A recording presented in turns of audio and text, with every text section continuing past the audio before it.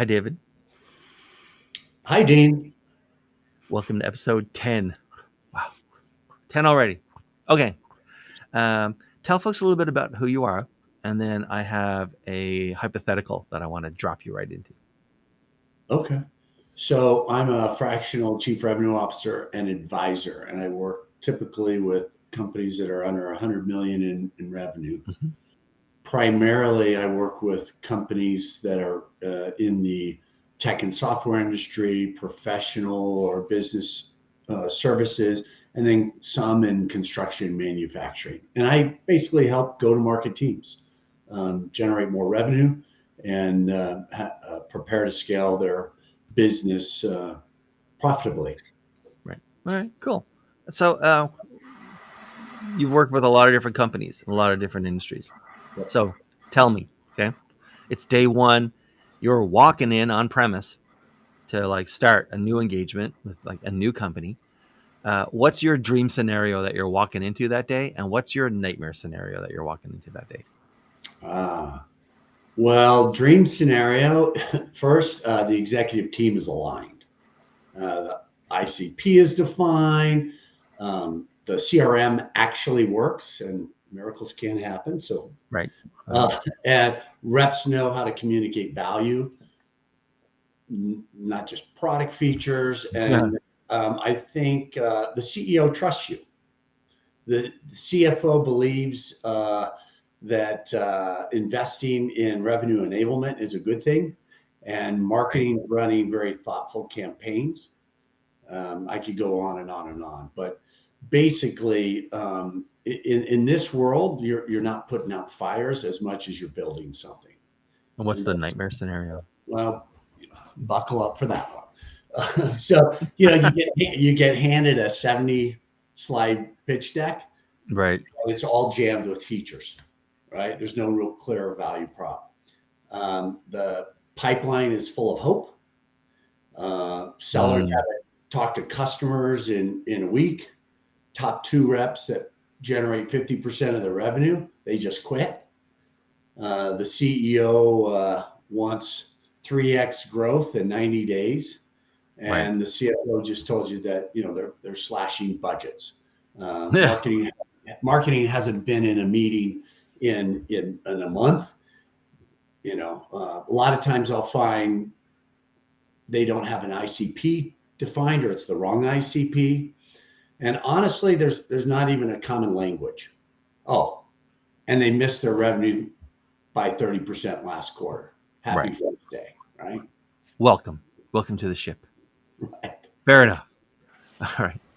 And Mark, hi. Nice to meet you. Well, nice to see you again, actually, because we've had a meeting before. Tell folks a little bit about you, and then what's your dream and nightmare scenario that you end up walking into? Yeah, my name is Mark Kosoglow. I'm the CEO and co-founder of Operator. We help people find provable business problems in their Mm-hmm. target accounts and then craft highly compelling and relevant messaging that converts at a much higher rate to make sure that we start to move away from this new spray and pray Yeah. methodology that we seem to be addicted to right now. Listen, my nightmare scenario is, first of all, like David, like there's misalignment in the executive team. And if you're coming into a situation, I did some fractional work and have been a CRO and led global sales at a multi-time unicorn. And when there's that breakage between C-suite, nobody's going to come in and fix that. They have to Right. fix it among themselves, and then the person that comes in gets to benefit from that. That's that. And then I hate to say it, but there's a lot of companies that really don't have product market fit, even though they can sell their product. And when I come into a company and I start asking them about their customer success and post sales strategies, what I find is most of them have no clue what they're doing there. And that's a real red flag to me, because it says that they haven't identified the most important part of their business, which is delivering value to their customers. They're all wrapped up in getting new logos. And so that's another nightmare scenario where CS is running around with their head cut off because they're putting out too many fires. My dream scenario is very simple, is When I walk into a company, and I've done tons of advisories and consulting agreements, the number of companies I go into that are properly instrumented in their funnel in volume and conversion metrics. How many MQLs am I actually getting? How many of those am I actually converting, and at what rate into qualified pipeline and all the way down through the customer journey is about 0. Very few companies have that mapped out. And that would be my dream scenario, because once you go in there and you get that mapped out, it's very simple usually to find out what the problem is. And most revenue leaders know how to solve the problems when they can see them. The problem is that they're not in a dream scenario where they actually can diagnose what's happening inside that company. Right.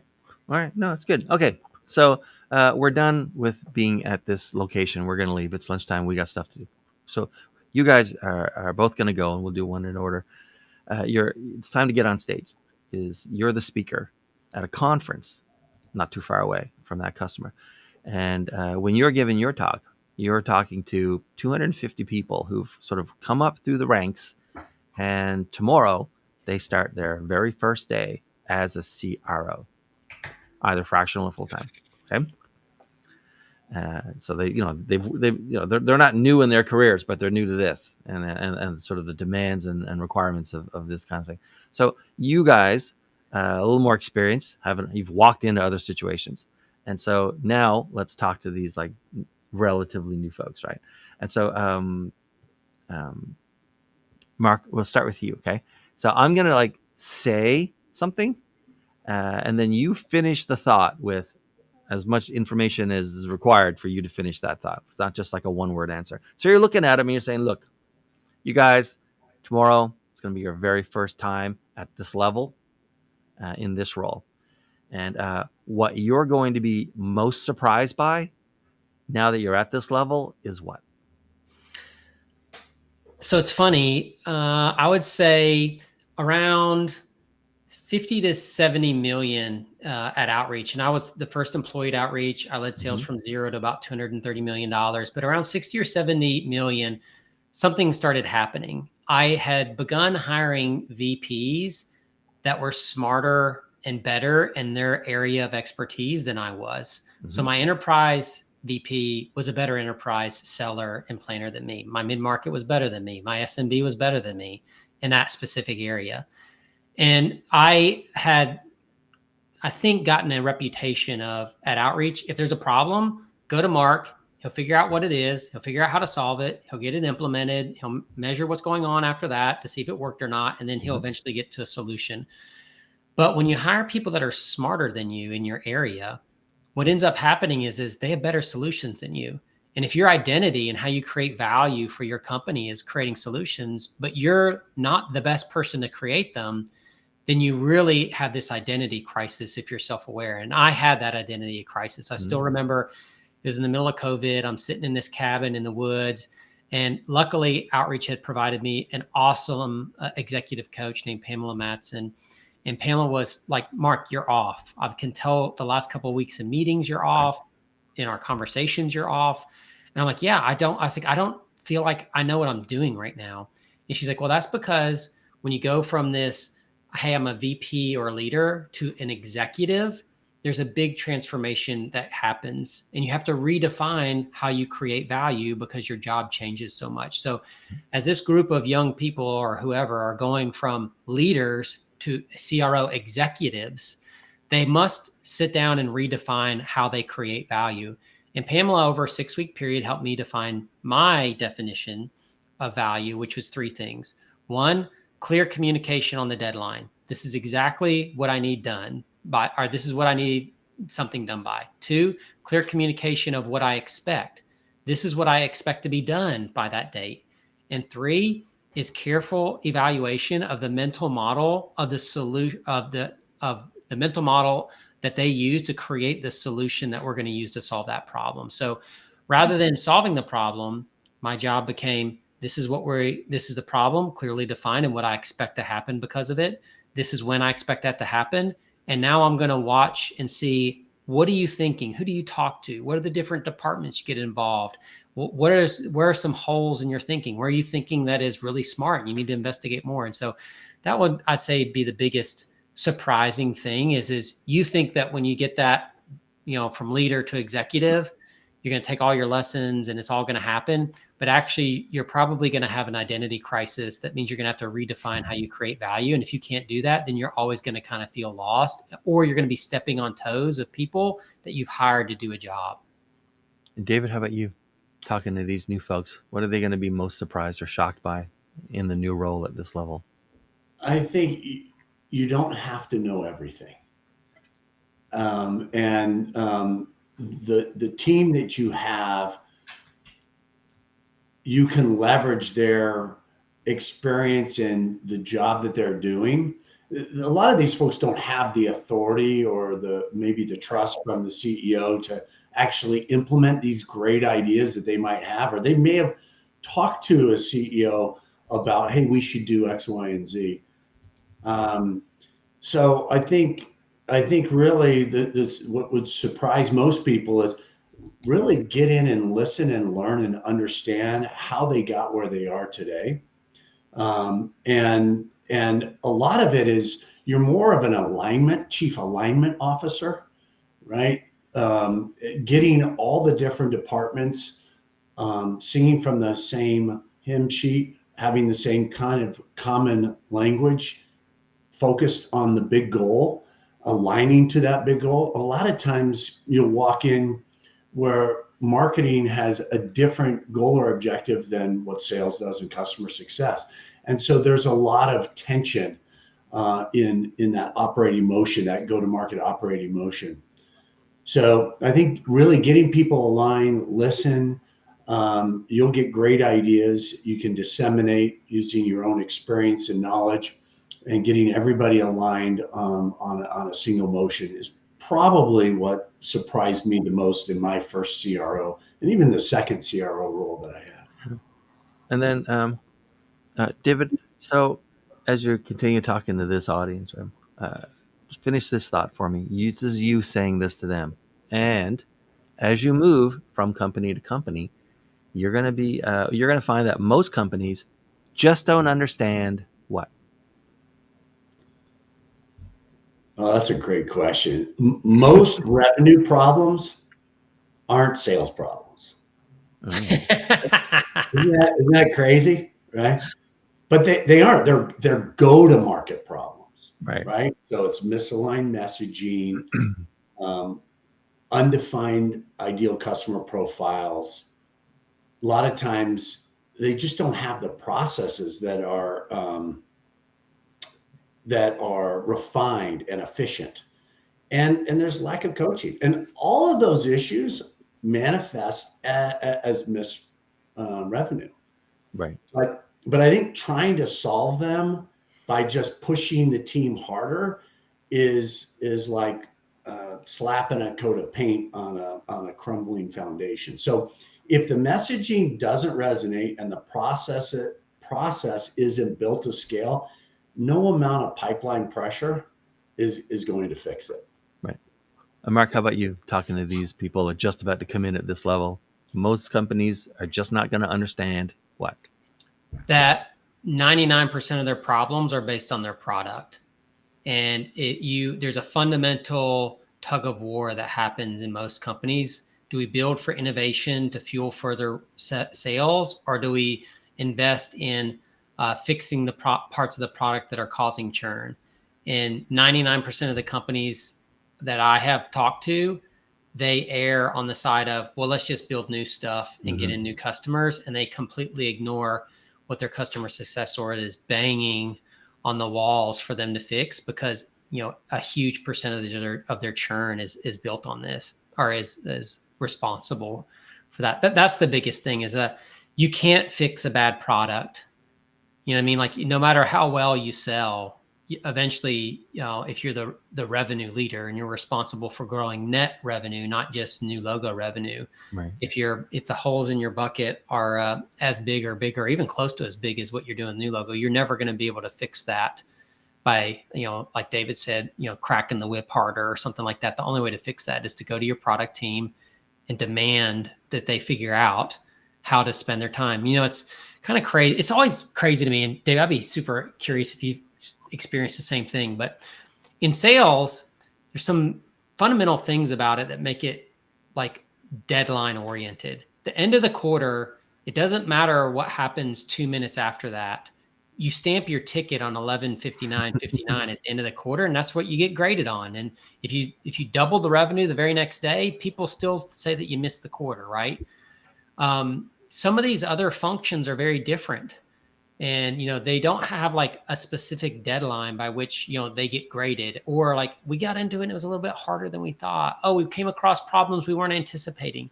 Yet at the same time, I don't know about you, David, but I'd say the vast majority of deals that I've gotten into, that's been the problem.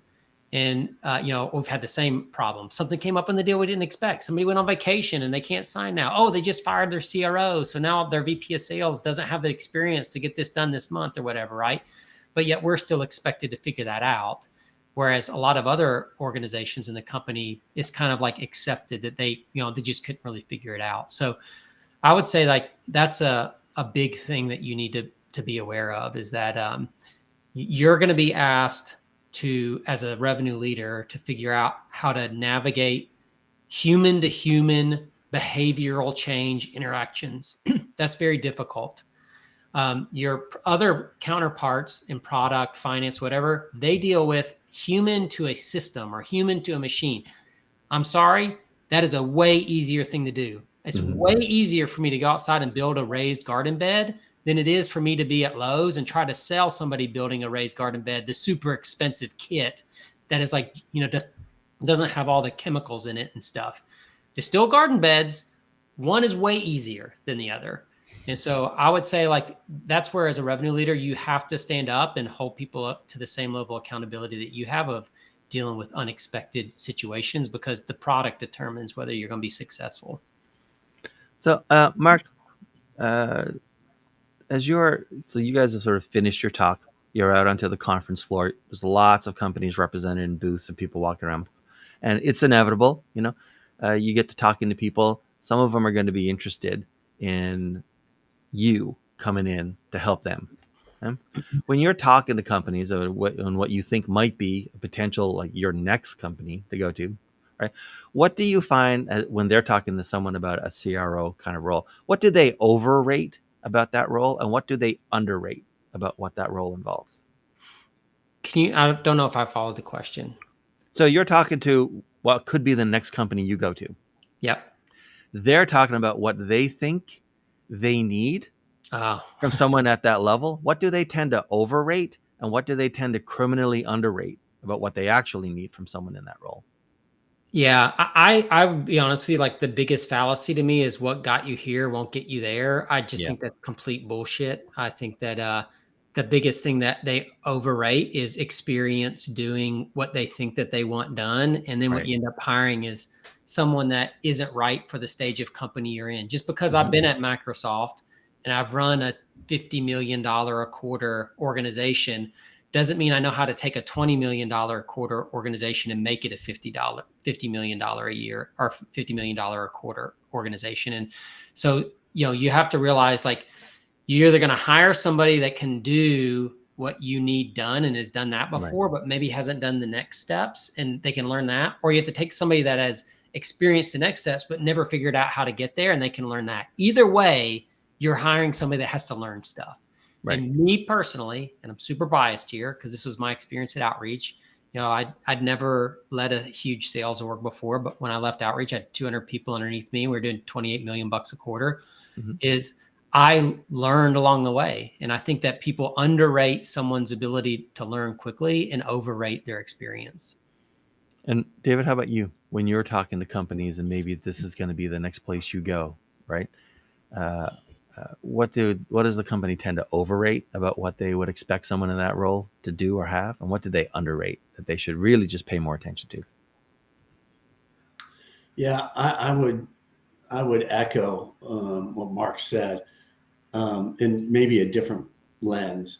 That industry experience. So I've worked with private equity firms, with CEOs of PE-backed firms, and I remember one managing partner said, I don't know if you're the best fit for this because you don't have this 20 years of industry experience in this particular niche. And I just think that's really short-sighted. I think part of my success and other leaders' success is a diversity of experience to where they can take what's very common in one industry, cross-pollinate it into a new industry, and it's very unique. And it's that unicorn that they were looking for. So I think they overrate industry experience. And then one other thing, I think they overrate technology. There's tech stacks that I've seen that look like NASA Mission Control Center. And just because you've got 14 tools in a tech stack doesn't mean that your team is 14 times more productive, right? So if your team needs 4 screens just to prep for a meeting, you've got a system problem, not a tool problem. And the most underrated, I think, is pick up the damn phone. Like there's so much noise in messaging, automated messaging, that I'm finding. I don't care what department you're in, but there's not a lot of people making phone calls, and so you'd be surprised at how many people are craving that one-to-one conversation, whether it's on Zoom or Teams or just the actual physical phone. So that's one thing. And then I think the most underrated thing is, if you think about a sales organ or a company, most companies are driven by sales. So you got to hire the right people. And I'm a big process, messaging, systems guy, but I can have all the best messaging, all the best processes, and if you don't hire right, you're kind of dead in the water. And so you need to define those and take the time to define an ideal seller profile. Really understand the skills, the knowledge, the character traits, and the culture fit that is going to be that ideal seller, ideal marketing profile, whatever those people that you're hiring, and then we have to have folks that I think frontline managers are the most underappreciated people. They're getting it from the top, they're getting it from the bottom. It's a miserable, painful job. So don't make sure that you have some love for those people, enable them to really coach, develop those folks. So that's what I would. All right, so let's stay with those folks for a second then. As you're looking at like evaluating, interviewing, hiring like into the organization, and you're looking at candidates, right? What's these days? What's a red flag and what's a green flag for a candidate? We'll do David first, and then switch to Mark.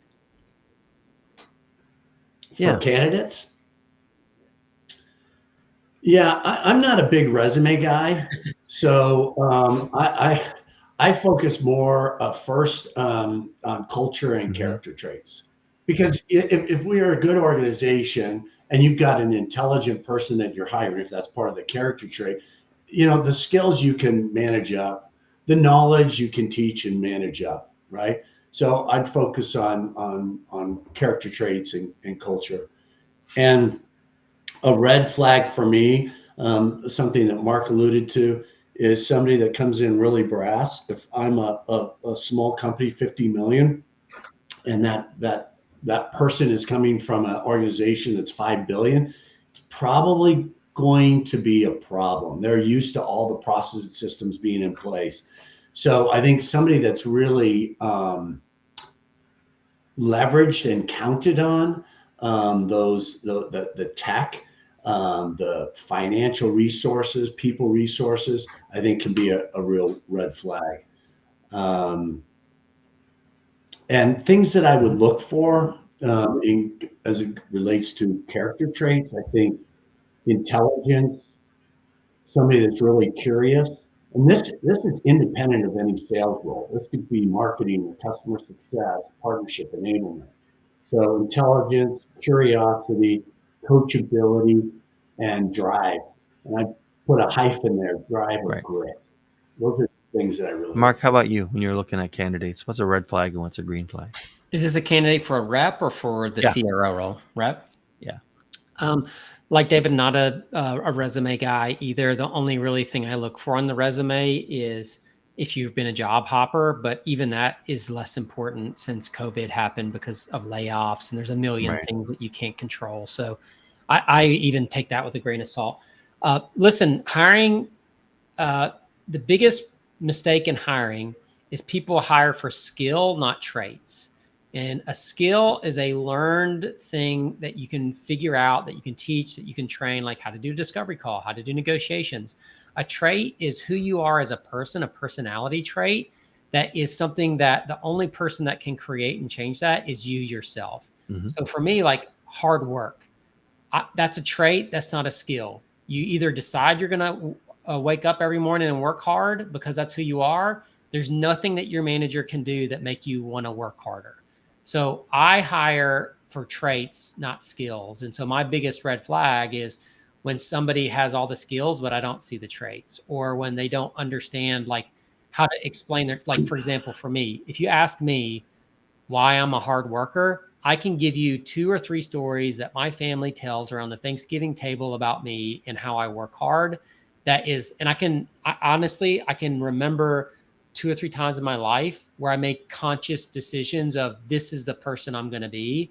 And because hard work is so important to me, I remember those stories. I tell them a lot. And so they just come off as like, this is what they are. And when somebody says they have traits that define who they are as a person and can't give me the defining story when as an adult you decided that's who you're going to be, I have a hard time believing that you actually have those traits. All right. And then, Mark, so we're going to wind down, but I have one more question for each of you. And I'm not sure you've ever been asked this question before. So we'll see. What's a question that you do, or what's a question that you would ask another CRO if you were in an elevator with them and the only thing you knew about them was that they were CRO? Uh, Basically, kind of a hey, I know what you do. I do the same thing. Since I got you here, let me ask you something. How do you finish that? I think there's two things that like hit me Mm-hmm. immediately. I think the biggest issue right now in GTM is pipeline creation. Mm-hmm. So I would probably say, hey, how are you doing pipe gen right now? Like what are you thinking through? And then the second and this is cliche, but if you're not thinking about it and figuring it out, you're going to be in major trouble, which is what are you going to do with AI? Like how are you figuring out how to like make that a part of what you do? And you know, David talked about it earlier. You got that, Moore's law of 80-20 rule, right? Or that's Pareto's law, I think, is 80-20 rule. And so I think that where we're headed is the 20% of really great reps are going to start to eat up that 80% because Mm-hmm. their capacity will increase with AI. So they'll get more and more of the deals. People won't, will either lay off or won't backfill positions as strong performers come even stronger. And I think that if you don't do that, you will not hit the efficiency metrics that are so important right now. So those are the two things. How you doing pipe gen? And then what are you doing to actively figure out AI? And listen, we as revenue leaders, we must do AI better than we did CRM. We sucked at CRM. You know, reason why CRM sucks is because most sales leaders like us sucked at implementing it and getting value out of it. It wasn't because the reps didn't like using it. It's because they didn't see the point of using it because we didn't create a point of using it. Right. Other than if it's not in Salesforce, it doesn't exist, which who cares? It actually does exist, whether that rep made the call, even if it's not in Salesforce. They actually did make the call, actually did talk to somebody, something actually happened. Doesn't matter if it wasn't in Salesforce. So that's what I would the two things I would ask. All right. And then, David, how about you? What would you ask another CRO if the only thing you knew about them was they're a CRO? What part of your revenue engine is currently the least Mm. predictable, and how are you addressing it? Right. And the reason is because it forces. And I have to often reflect on this too, right? What's my gap in forecast accuracy, pipeline health, and customer expansion, and churn, sales execution? It's a really, knowing what their math problem is. So it helps that. And then Mark mentioned this too. I agree. AI. I think AI, I don't think AI is going to replace all salespeople, but salespeople that are really efficient and companies that are really efficient at helping their sellers with AI are going to replace those that aren't.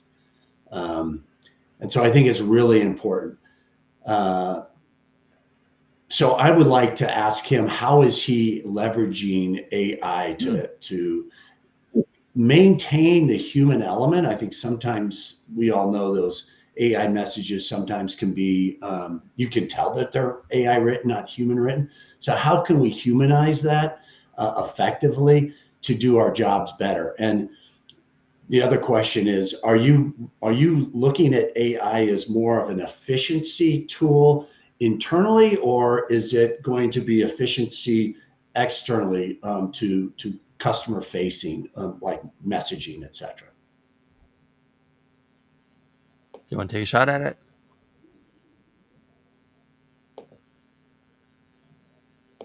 Mark, you there? Sorry, I'm. What am I taking a shot at? David just wanted to know if, in what ways are you guys already trying to wrap your arms around and use AI? Oh yeah, yeah, yeah. I think there's a few things. Like for example, I mean, my company is a native AI company. We're using it to basically replace rep research. Rep research is takes a long time. Most reps aren't good at it. Very few reps have the business acumen to connect the dots to what kind of research do I need? How do I actually apply this data to my own value props and problems and pains that I solve? So, I mean, that's a big one. I think if you have research happening, you're in trouble. I'm starting to see some really interesting aspects of like role plays. Like Hyperbound is a great company where AI is doing role plays and taking role plays out of the hands of the managers and their rep peers, which were never really that great, and really being able to score and figure out like how calls are going. Those are a couple that are really important. But I think maybe the most important is this rise of the GTM engineer. I don't know if that's, I probably would just still call that RevOps, but maybe that's just because I'm old and don't like new titles for everything. But I think that there is so much application for lead qualification, account scoring. How do we do smarter routing and things like that? That I think like that top of funnel part is just rife of like, how do we get all of the busy work done so that we can give reps just the work that they can do and that they're really good at. And so that's where I would be using it. That's where I am using it. That's I never heard that term before. That's great. Okay, so guys, thanks so much for helping me out today. It's been fantastic. Mark, who should sort of reach out to you these days, and what's the best way to connect with you? Yeah, I post every day on LinkedIn. Wow. So that's usually the best way to get a hold of me. And David, how about you? What's the best way to get a hold of you? Go to my email address, go to Right. LinkedIn, shoot me a message. And who should do it? I think people that are not comfortable with the predictability and growth of their revenue, or they aren't confident and prepared to scale their business All right. profitably. Guys, thank you both of you, Mark and David, for being here. It's been fantastic. And thanks for watching, and we'll see everyone next time.